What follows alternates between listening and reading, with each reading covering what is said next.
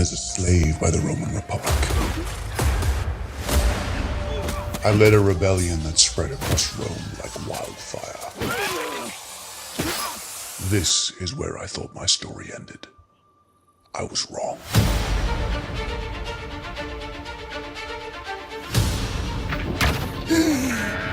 Where in Hades am I? I found you 50 years ago when I was just a boy, and I brought you back.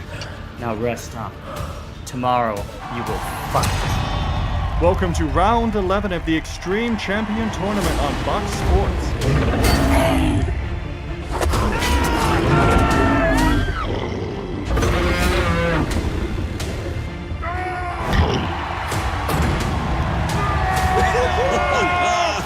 Are you okay?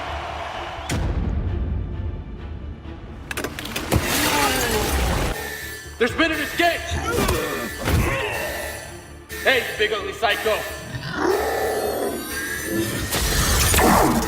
Oh, Spartacus, you really did a number on him with that hit. That man I fought. Did you know him? He is a nightmare brought to life. He killed my whole family. Let me give you some advice. Baycock will have 3 Jakkus with him in the arena. He's linked to them telepathically.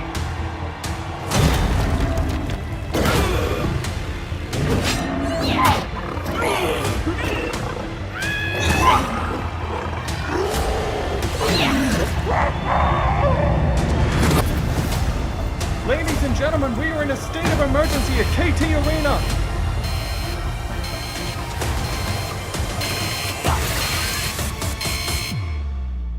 Where's my warrior, Stein?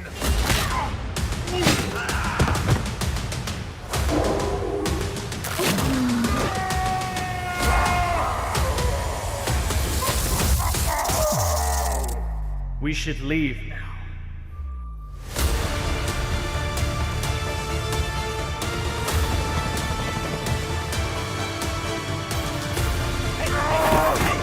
I am not a prisoner.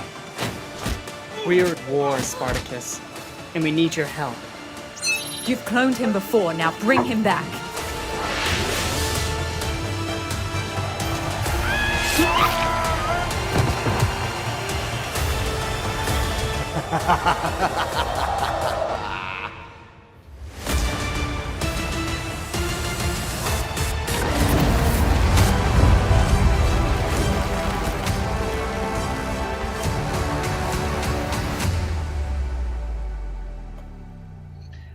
G'day guys, and welcome to another episode of Comics to Movies and More. I am your host, Sean Keenan. If you haven't already, please hit that subscribe button and that notify bell to be notified when we go live. If you have just tuned in, I just showcased our first trailer for XCT, which was a catch-up trailer for people that haven't read XCT. So we'll talk about that more, but I have some amazing guests tonight. I've got Stephen, as always, my co-host, and tonight we have the amazing Disney artist and storyboard artist, Rene Pfitzner. So g'day guys, how are you? And thank you very much for being here, Rene. Oh, absolutely my pleasure. It's good to finally be on the show. Sorry, it took 3 minutes for it for your introduction, mate. But just for people out there, it's the first time I've seen it, so Sean hasn't shared it with me yet. It was epic. I loved it. So who did it? So that was actually done by Nathan Furigel, who is Dan Furigel's brother. So I've had that for about a week now. But as everyone would know if they tuned in last week, I unfortunately was ill. I won't go into the gory details, but I had a blood clot removed. I was in quite a large amount of pain and was unable to do the show. So thank you very much, Stephen, for picking up my slack on that as well. And you are right, Moira has already guessed it.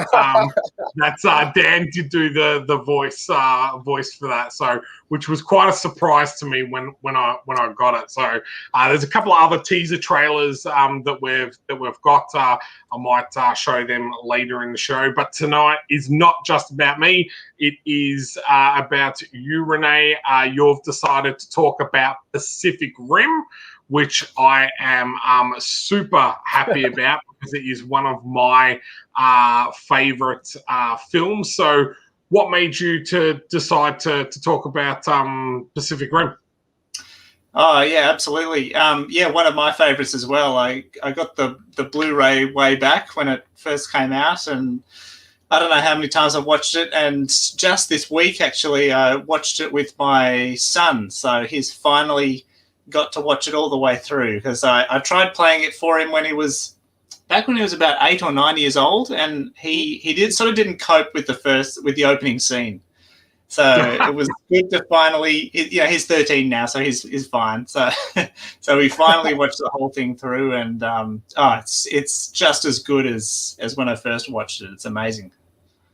Yeah, it's one of those films that I feel like holds up really well. Now, the only gripe that I will say about the whole film is that I'm a really big Sons of Anarchy fan, and there are just certain parts in that movie where Charlie Hunnam's character, he just reverts back to that Jack's character out of Sons of Anarchy. And it's just small things, and people might not even notice it. But in Sons of Anarchy, he always has his 2 thumbs tucked into his jacket. He always holds his jacket up here because it's like a biker's cut and everything like that. And if you notice in this movie, he does that all the time, and then his actual accent and everything is a little bit of that Sons of Anarchy style. But that is my only and very small gripe out of the whole film. I have to watch it again because, look, honestly, I've never ever picked out that detail. Never ever. So I've got to watch it again. That's really nitpicking. It's got nothing to do with the storyline or anything. And I was quite skeptical of this to begin with, because really, how do you, other than visually looking spectacular, how do you make a decent movie about robots fighting kaiju?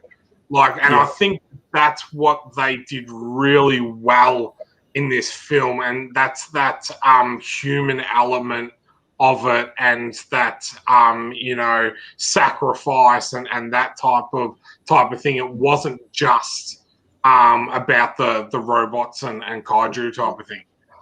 I did like the dual pilot, that whole theme that came into it. I thought that was actually a real masterstroke, because it's a lot of character development you can put in thematically and as part of the story.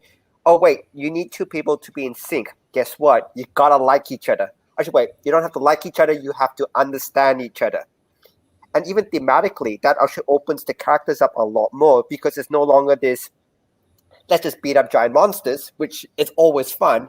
It's let's beat up giant monsters, but also delve into the character development. What's your take on the whole dual pilot thing?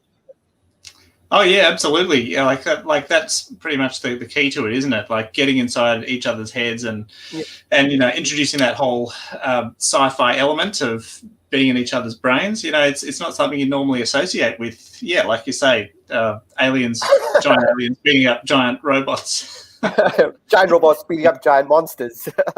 And the thing that I also liked, I think was clever, is that they didn't even actually try to explain how these, paranormal, portals open up or whatever. It's just they do. We actually don't know why, and they just left it at that type of thing. I thought that was quite clever, because sometimes you can get bogged down in the detail, and the universe side of it does. And if people are super into the pop culture reference, you can see and explain why those things open up. But I thought for the film, I thought it was quite clever to kind of skim over that a little bit and just let people go, okay, this is what's happening.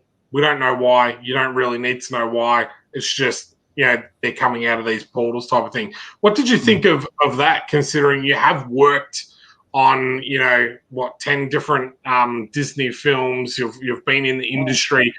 Yeah, are you the type of person that likes to explain everything, or is that part of the story you like in regards to leaving it up to people to come up to their own reasoning?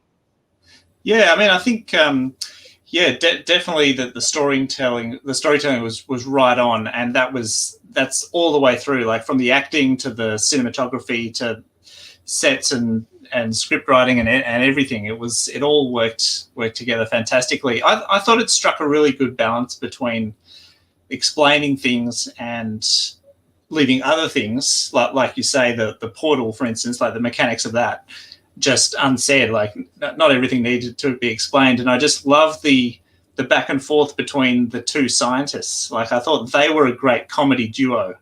And that allowed for a little bit of exposition, like often just spat out really rapid fire.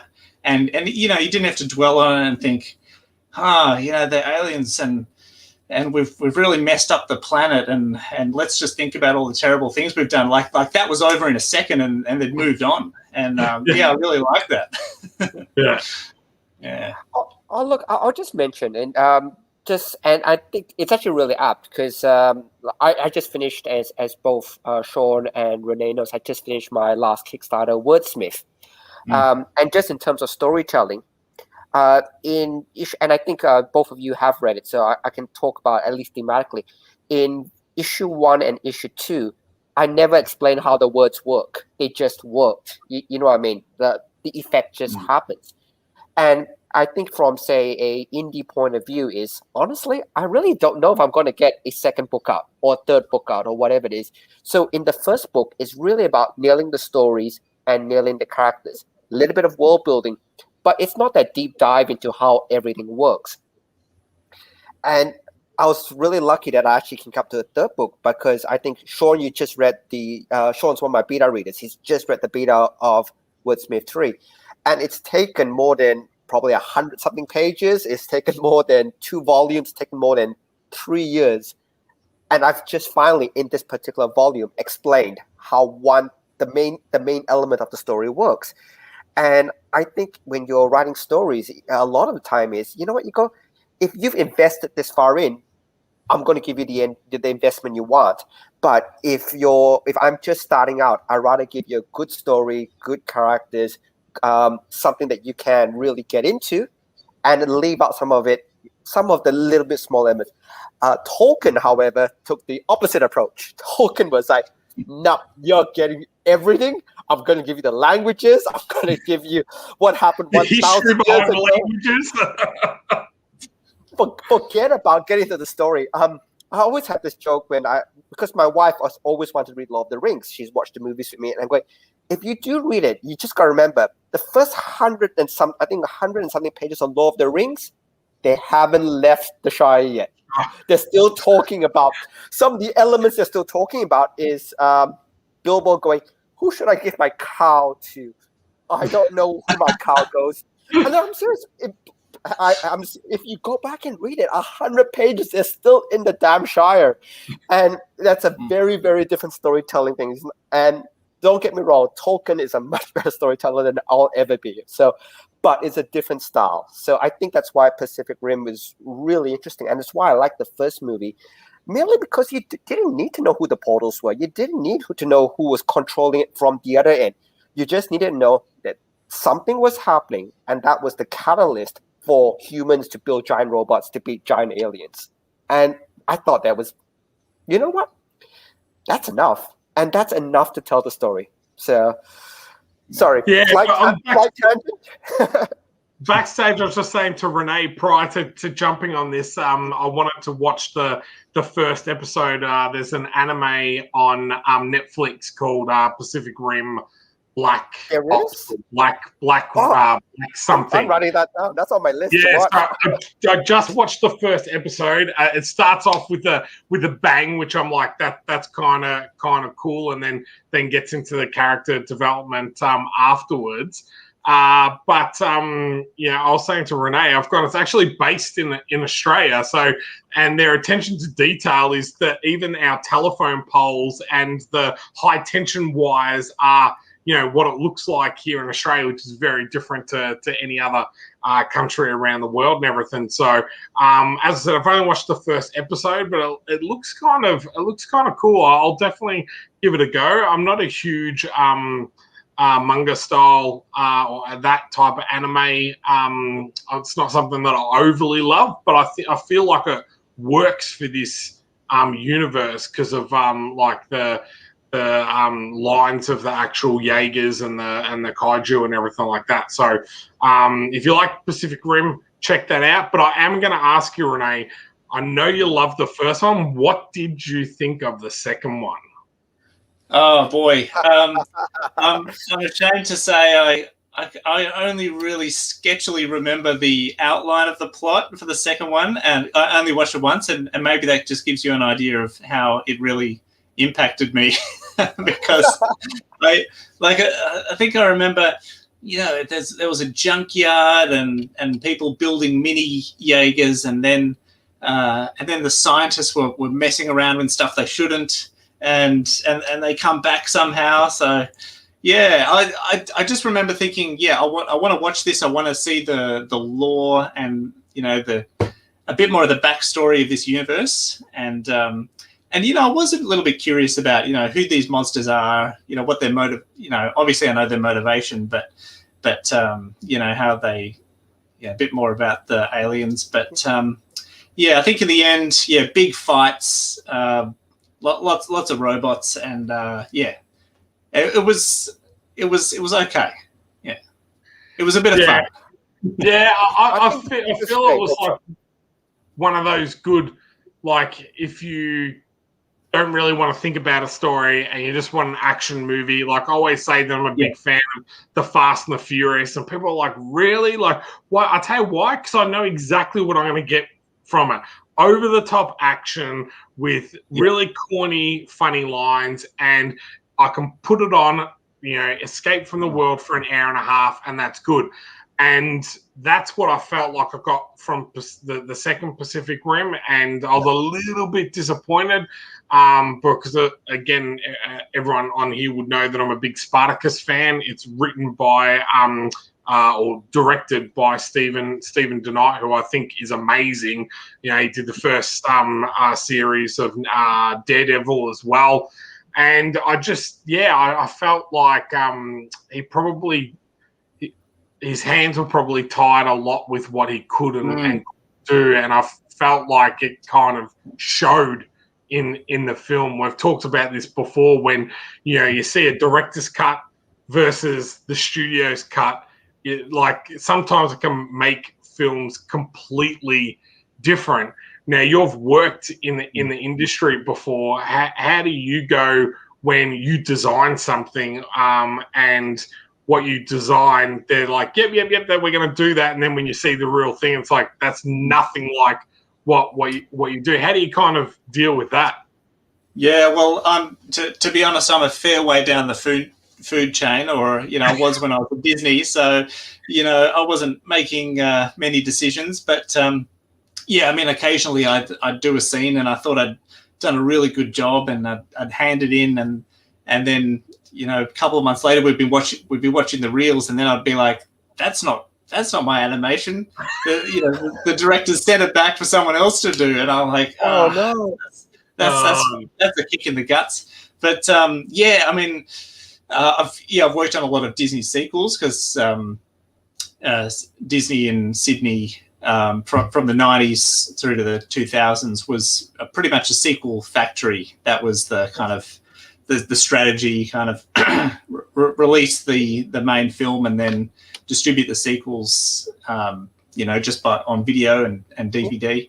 And the stories were, I think they left a bit to be desired. They kind of felt like they were written by committee a lot of the time. So with a view to, if a kid saw the cover at the supermarket, would they ask mum to buy it, And so that they weren't that original or challenging. And you could almost imagine, the writers going in with all these good intentions, but it's sort of coming out the other end just a little bit vanilla, just a little bit bland.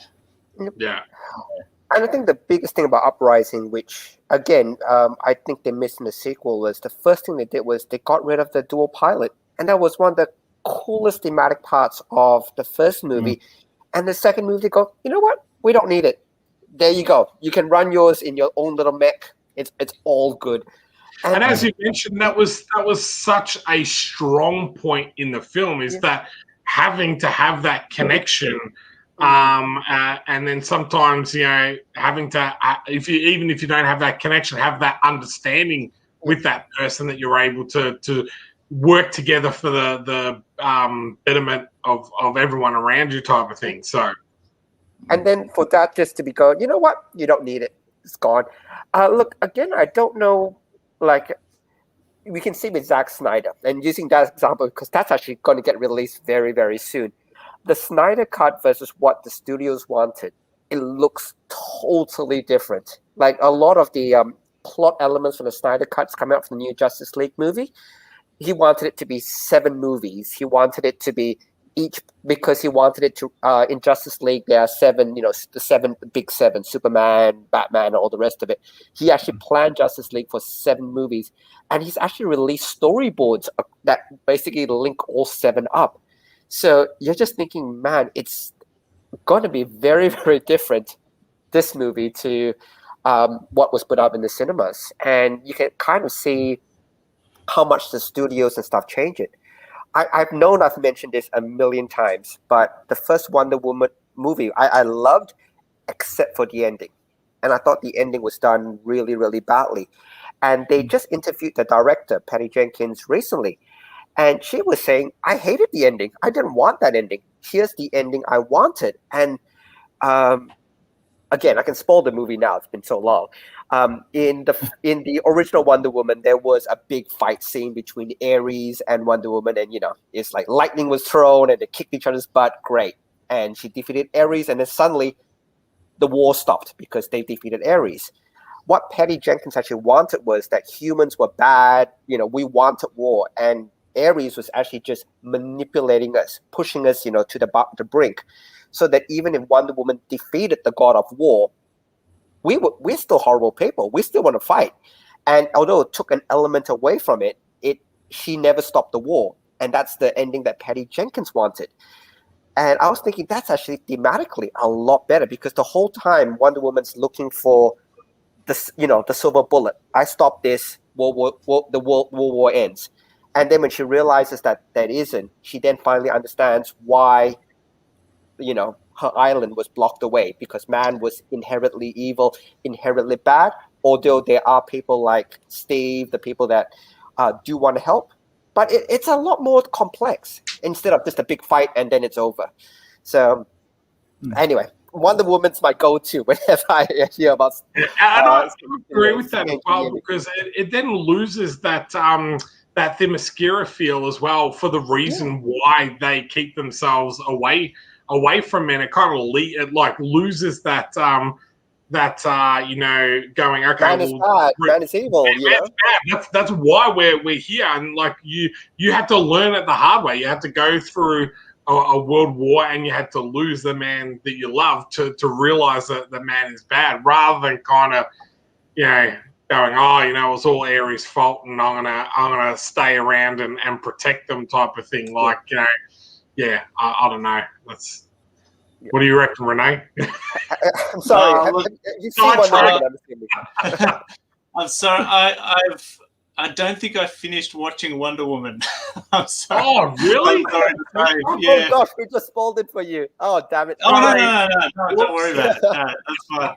No, I will go back and watch it again. But I think I just kind of thought, I can kind of see where this is all going, and you know, everyone's going to learn a lesson. And anyway, you know, I've never really. I mean, I love the rebooted Superman films, but I haven't really got into a lot of the other ones just yet.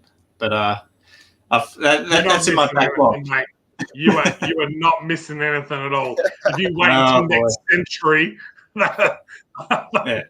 Oh, so it is interesting, and here's my hijack of Star Wars again, is that there is a big rumor going around that they are waiting to see how the Zack Snyder cut is received. And if it's received well, they're talking about going back and redoing The Last Jedi and Rise of Skywalker to actually change the outcome of the films and fix up that trilogy, which would be very, very interesting. So, yeah. Whether it's true or not. I think the biggest flaw, and the absolute biggest flaw, storytelling-wise, on the sequel trilogy, and look, I'm not going to have the deep dive into it. I'll be here for another 4 or 5 hours. But the biggest flaw was they didn't have a single writers group plot out 7, 8, and 9. Just totally plot it out. And you can get different people direct it. Like what I've always said, if the last Thor movie, Ragnarok, if you gave it to somebody else, if you gave it to Kenneth Branagh, it would be a tragedy. People would be crying, the whole time. If you give it to like a real Shakespearean director, because Thor loses his eye, his sister, his home, his dad. It's horrible. It's a real tragedy.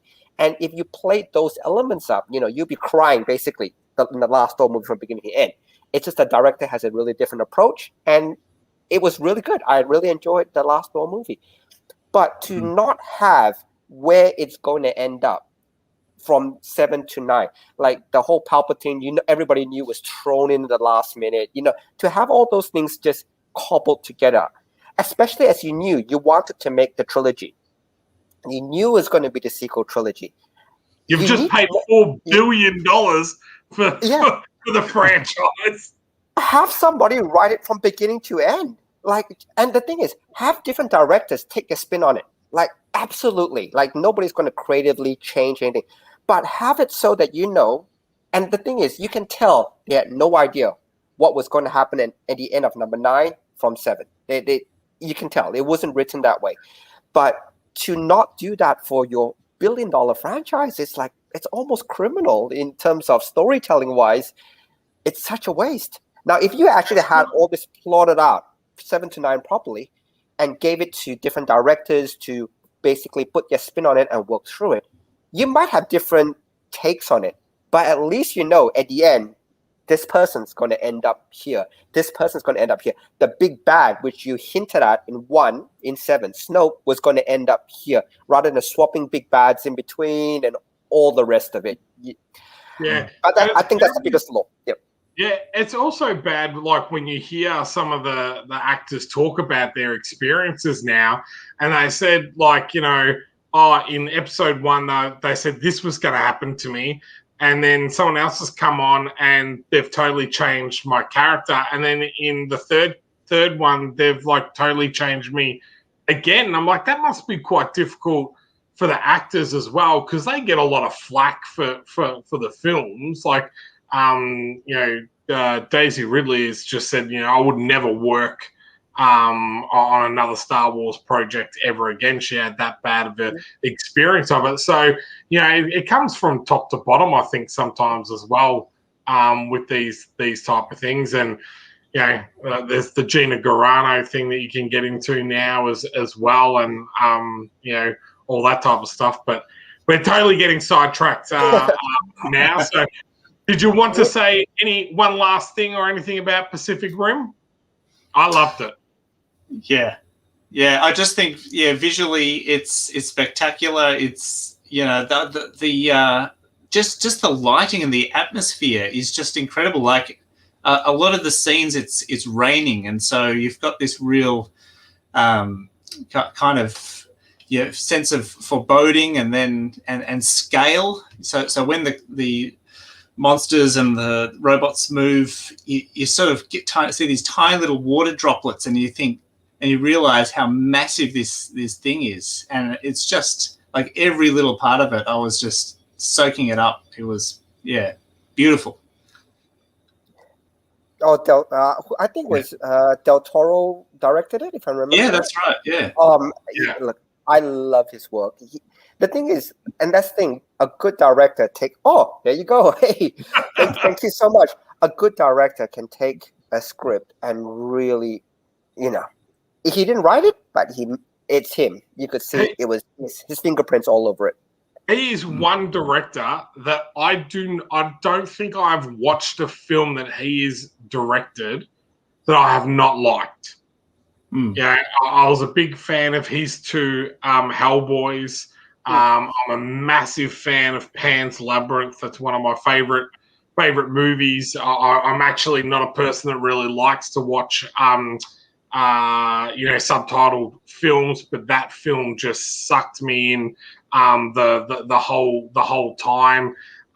Even some of his earlier stuff, like I don't think there's been anything that he's put out where I'm just like, oh, I didn't like that. He's just such a good director. And when he was, originally going to do the Hobbits, I was like really, keen to see what he was going to do in the universe. Look, I'm kind of happy that Peter Jackson finished it off, but I was more Del Toro for me.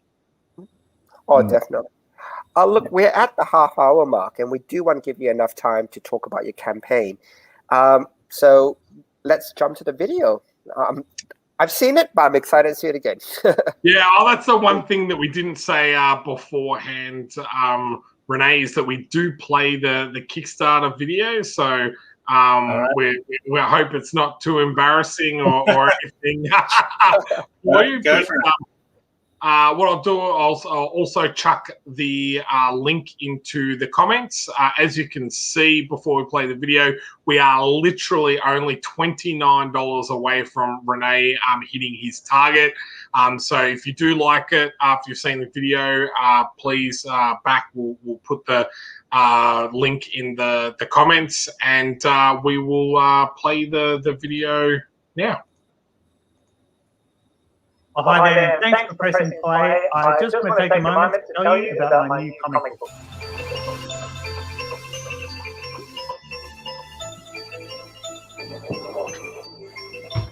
It's called Mythic Creature Trainer. The main character is Ulrich. He's a trainer in the Royal Stables. He loves his job. How cool would it be working with dragons and other mythical creatures? But not all is well in the royal city of Salvin. That's where he lives. So what's the trouble? Well, a powerful orc warband has plans to invade. They've recruited an insider who will help them take over the city's best defense, the mythical creatures. Mythic Creature Trainer Issue 2 is an action-packed, full-color, 36 pages of fantasy adventure about training dragons and trying to get back your dream job. In case we haven't met before, I'm Rene. I write and draw my own comics, and I get them printed with the help of Kickstarter supporters just like you.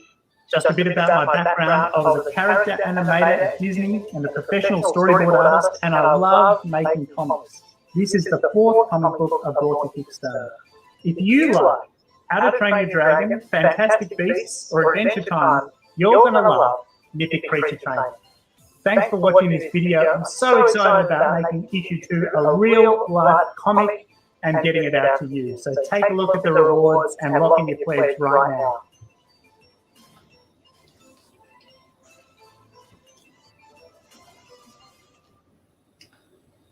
That's a great video, man. Oh, man, I threw it together like 2 days before it went live. Oh, really? Yeah, I used a lot from my previous one. So that's the advantage of doing issue 2 is you can just grab a whole bunch from your first one and just reuse it, at least for the first few days. Yeah. You can ask Stephen. I've gone, even after I've done over 10 Kickstarters now, the video is the thing I always leave to the last because I just hate doing it.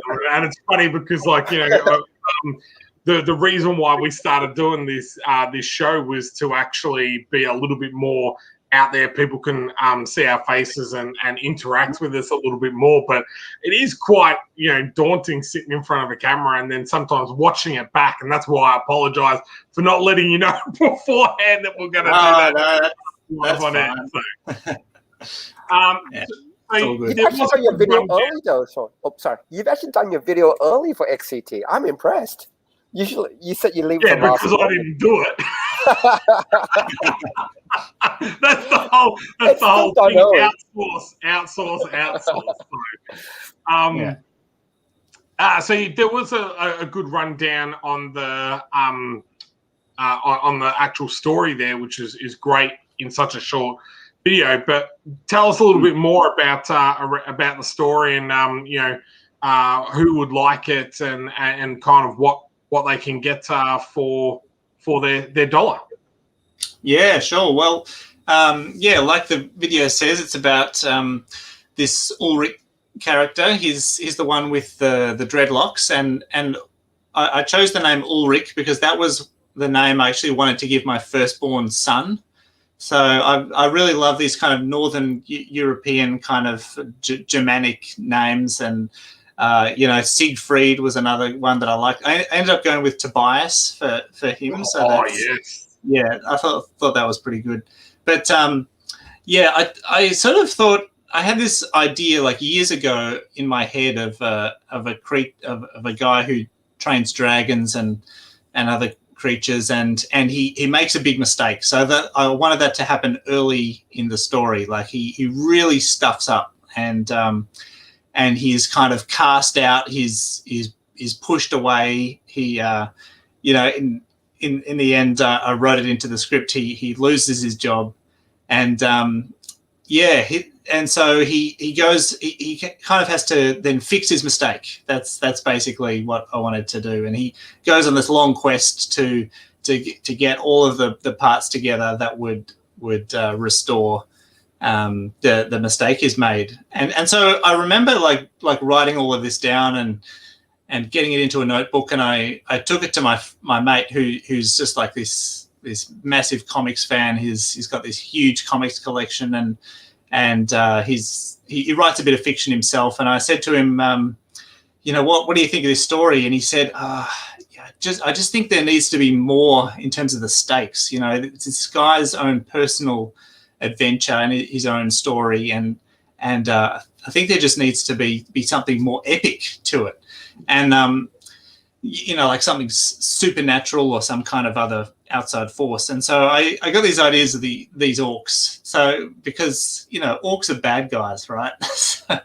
so they're always good to bring in if you need a little bit more danger and tension. So I just thought that they've and I kind of worked it into the story, and they've infiltrated the kingdom and the castle and everything like that, and they're actually the ones that have sabotaged the creatures, the dragons and everything. So it's not actually Ulrich's fault. It's actually this plot to take down the royal city. So that's basically the story, and the rest of it. It's going to be a total of 4 issues, about 130 pages all up. I'm actually only about 20 pages from finishing, so I'm excited to get that wrapped up this year. And it's about him going off on the quest, bringing back the solution, and then there's this whole there's going to be this showdown with dragons and orcs and griffins and everything. So it's going to be pretty epic. That sounds awesome. One quick stop at this point. You've just gone on a backer through. So do you want to pop up a Rojas, I think? So it's gone up by 1. You're that little bit closer. We'll keep going to your thing. But nice. So I think that's Mark. So thanks, Mark. Can you see his comment? Do you want to pop it up, Sean? Yes, I do. The one he says, ignore me. There you go. So thank you, Mark. Yes, you legend. And Shane has said the first one is awesome. I'll bet this one is too. Thanks, Shane. Awesome. Which is great. So we always have a look at the rewards. So you've got PDF, which is we always say is a great reward, especially for those international backers that might not want to pay shipping or anything. So that's great. Oh, wait. Sorry. Stop again. Scroll up. Oh. Scroll up and refresh. Moira. I think you'll be what pleasant. Yeah. There you go. You want to pop up? There we go. Oh, Moira, thank you so much. There you Fantastic. go. I'm really, I'm sorry to keep interrupting you, but this is worth interrupting because you're now Here we funded. go. And you have to deliver now. I'm also a backer, so I want my damn copy now. And you'll get it. And we've got 4 days to go as well. So yeah, we've so still got to get that final 48-hour peak. Yeah. So have you been? I see that this is your fourth Kickstarter. Are you still a person that hits refresh or checks their phone for the pledges as they come through? Oh, I'm the worst. Yeah. And I just leave it and check it once a day, but nah, I just can't help myself. Mark, actually, his Kickstarter just finished recently for this land as well, and he actually did individual videos for every single backer to say thank you. And Wow. I thought it was amazing because you know that they were individual because he actually mentioned things that only your personal interaction that you've had with him and everything. So, which I think is amazing. I was like, there is no way I would ever do that. That's a lot of work. Mark has fabulous hair, and he can do whatever he wants. Well, if you got great hair, he's got absolutely amazing hair, mate. He's like Fabio Justine. He's got a slow motion video where he flicks it back, and I can never get it much past this. There's not much hair here as well, so. Yeah. Let's go back to all the time. So there's a couple of questions I did want to ask because so the main thing is, look, it sounds like you have a definitive ending, and I love always talking about the storytelling point of view because I'm a storyteller as well. So it has that definitive ending. Does it end to end? So once it finishes, is it one of those? Like Lord of the Rings again. When it ends with the multiple endings. Bilbo does this, so and so does this. Is it one of those endings where there is nothing else? It finishes.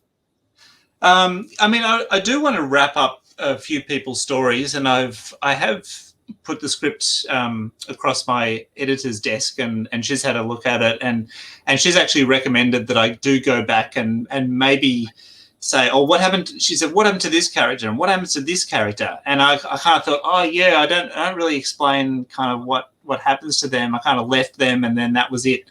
So I kind of, I feel like I do want to, bring, tie everything up because I don't actually know if I'm sure down the track I'll do another Mythic Creature Trainer story, but as you've got coming up here at the moment, I've got my old Sneaky Goblins comics, and I kind of do feel like I want to go back to them and do a bit more about their adventures. And so I do want to wrap it up so the readers aren't thinking, oh, he's promised me this, and how many years is it going to be before I get to read it? So that's kind of where I am at the moment.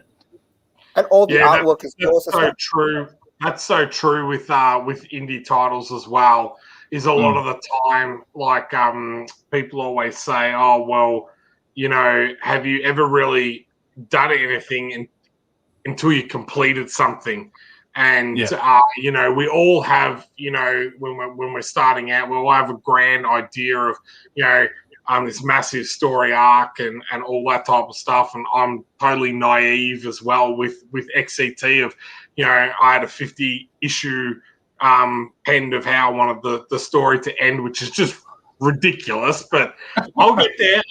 But it's already been 4 years. So I don't know how long it's going to take me to get there. But it is nice to hear creators that are doing 4 to 6 issues, know the ending of a story, but then have such good and compelling characters that they can come back to that universe and tell another story. And I think that's one thing I've learned. And if people, wanting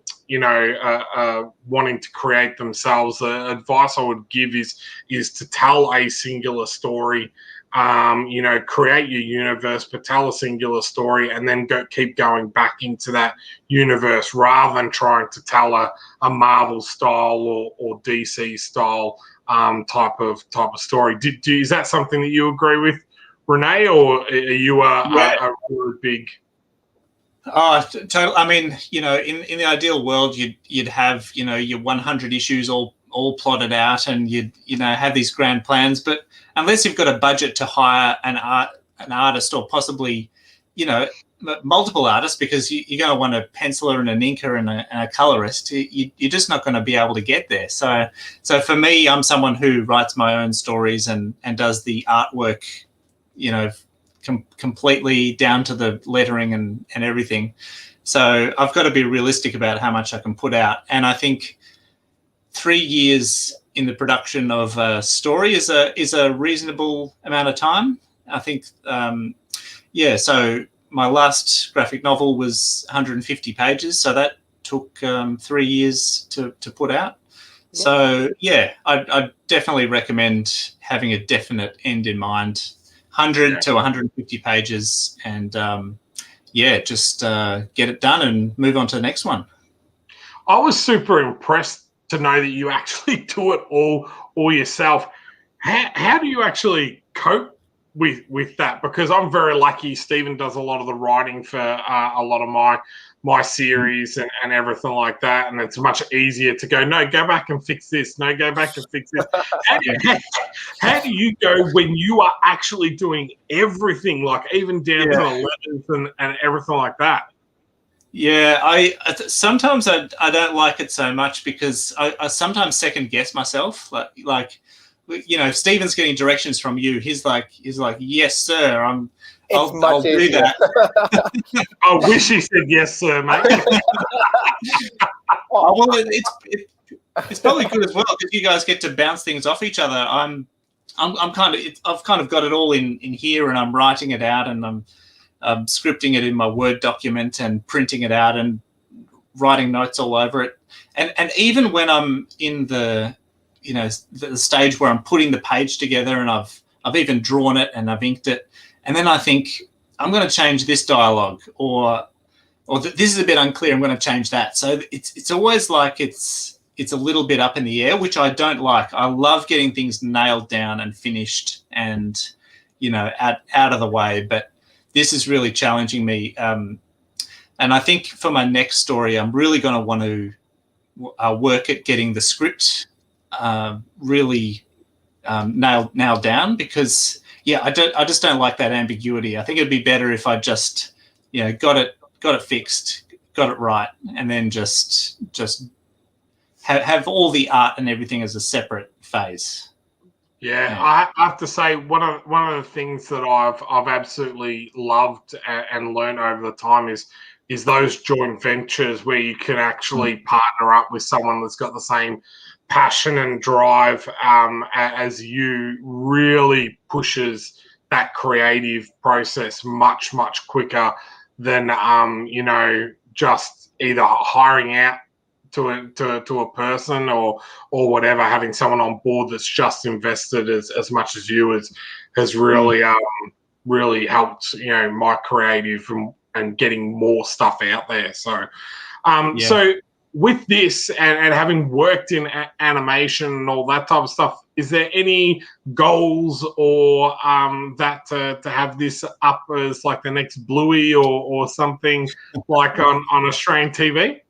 That's the dream. Yep, I'm just waiting for that talent scout to come and pay out the royalties for the for the story. That's bring it on. And you're not picky. ABC, Netflix, we'll take anybody. Just give me the piece of paper with the numbers on it. And I can be as involved as you like. I can be involved. I can be not involved. Yeah. That'd be amazing. That's the question I get asked all the time. They're like, but if it gets picked up, would you like to be involved? And what happens if they do stuff that you don't like? And I was like, mate, it just depends on how many zeros are on the end of that check. if there's enough zeros at the end of that check, it's like, here, mate, take it and do whatever.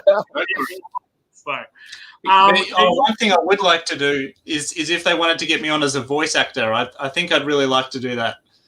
That would be fun. That'd be Now, awesome. you're being super kind, and I have seen it on the page as well. But I'm going to chuck a link into the comments for people that want to sign up to your email list. Can't even talk tonight.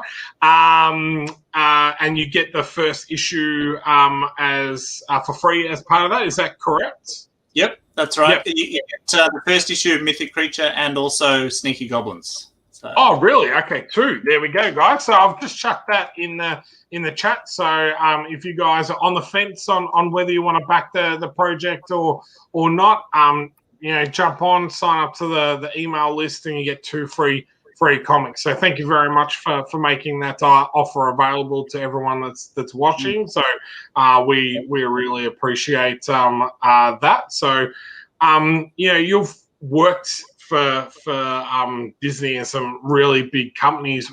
What kind of advice would you give to an artist that's starting out that wants to go from doing it as a side gig to that next step to being an actual professional, storyboard artist or any other type of artist?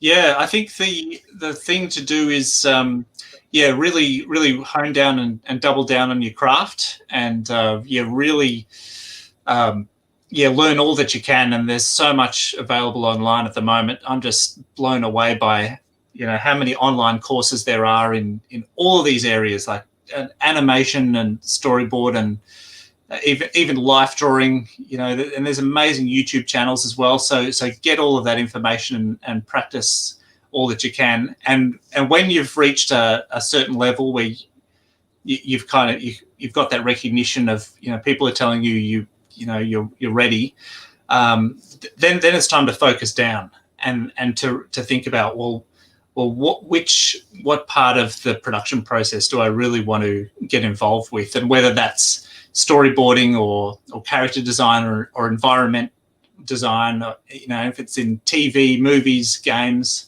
think about what you want to do, and then build a folio around that. Because if you come in send people a link to your folio and it's a little bit of everything, then people don't know what to do with you, really. You might have some storybook illustrations, you might have some comics, you might have designs for buildings, and it's too much. So I would really recommend figuring out what job you want to do, and find someone who actually does that, and talk to them and show them your stuff and take their advice seriously. So that's probably where I'd go.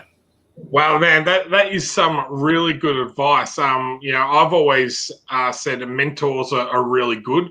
But it took I wish you had come and said that to me about 7 years ago, because I think I was one of those people, even with my business Comics to Movies, is like I was trying to do everything. I was trying to do limited edition prints, and I was trying to do framed memorabilia, and then I was shipping other people's works in from overseas, and I wasn't clear on exactly what I wanted to do, and kind of built a work around that. And it's clear now that I want to be more of a publishing company and bringing people on board and publishing their work. That it's interesting that you say when you get a portfolio, a lot of the times you get that portfolio, and it's just a mishmash of everything. And it's kind of, you're trying to, you're saying, okay, we're needing an interior artist, yet all their portfolio is just covers. Or you're after a sequential artist, and they're like, I've never done it before, but this is some of my art style. And it's like, well, that makes it quite difficult to know whether you would be able to actually do the job if you don't even have a portfolio around it. And the other part of that is, the lazy side, I would say, is just sending them a link to like a DeviantArt or something like that. Those ones that, you know, if you want to get picked up and get a job opportunity, is a PDF document with a little bit of information about yourself and your artwork. Like, you know, I think that is, you know, everything you've said is 100% spot on. And, you know, if anyone's out there and wanting to get into the industry, you know, that's great. So how can people find you? Whereabouts are you on social media and all that type of stuff? Yeah, so my my Instagram and Facebook are at Fitzy Draws. So PFITZY Draws, one word. I've got a webcomic, mythiccreaturetrainer.com. So you can actually go on there and see what I'm up to and what, and I occasionally post blog posts as well and have a bit of a chat. Perfect. Well, I'll throw it open. I'll let Stephen ask a question because I keep cutting him off all the time. Oh, no. It's open it to the chat. If anyone has any questions that they would like to ask Rene before we finish up, throw it into the chat, and we'll ask him while we've got him. So, yeah. So while I've got you for a second, look, I'm actually checking out your webcomic as well. There was another guest I talked to this is a while back, and she's really big into webtoons. She's actually one of those hired webtoon artists. I don't know if you know, but webtoons has a section where they actually pay you to write a series. Have you thought about translating that for webtoons? Since it's a slightly different format. You know, you get the panels up high, then you get the black. It's like you're basically scrolling down this way. Have you thought about translating it? Because I would say you're about 80% there. It's just rearranging some bits, moving the splash pages around and stuff like that. Have you thought about approaching it? For my whole entire first graphic novel, I took it and converted it into Photoshop, and it's actually on Webtoon. So Sneaky Goblins is actually up there. Oh, fantastic! So I published that out in about 50 different episodes. So. I think it was a good experiment, and I certainly got a lot more interaction over there, and a lot more people throwing in comments, and they seem to be following it more closely, and that might be just by virtue of the updates were coming out more regularly, and there was more material each time. Whereas the first time I posted it on my webcomic, it was like a page a week for 3 years, so it's a bit harder to follow the story. I might do it again for Mythic Creature Trainer. Just kind of, it's a bit of effort to convert the files. So might get there. Awesome. Yeah. I think we've got 2 minutes left. So look, the usual. You've got. I think you were at 132. So you've funded, which is the absolute biggest thing. So good. And such a good feeling. Yeah. There's nothing like seeing it tick over that goal. Thing. And 134 backers. That's pretty good. Are you on par with the amount of backers you had last time? So last time was 160. The time before that, 170, I think. My very first one was 250. That was the graphic novel, and I haven't been able to get back up there. But I told everyone I'd ever met in my life about that Kickstarter. I was shameless. I was like hounding people, and so I think it showed in the final back account, but this time I'm playing a bit more cool. I'm not desperate or anything, but hoping to build up the readership, and over the next couple of issues, hopefully build it up a bit more even. That's awesome. That's awesome.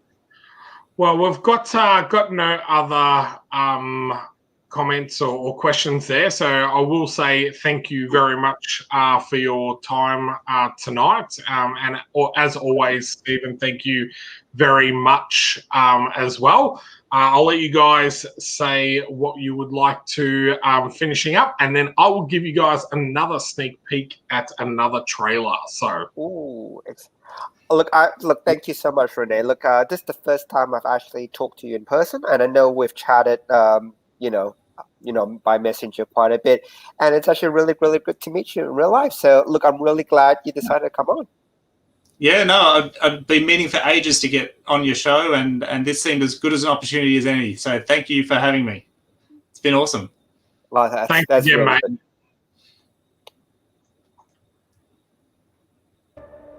good. Let's watch that trailer. Born free, taken into slavery, died a free man. They brought me back to be a slave once again.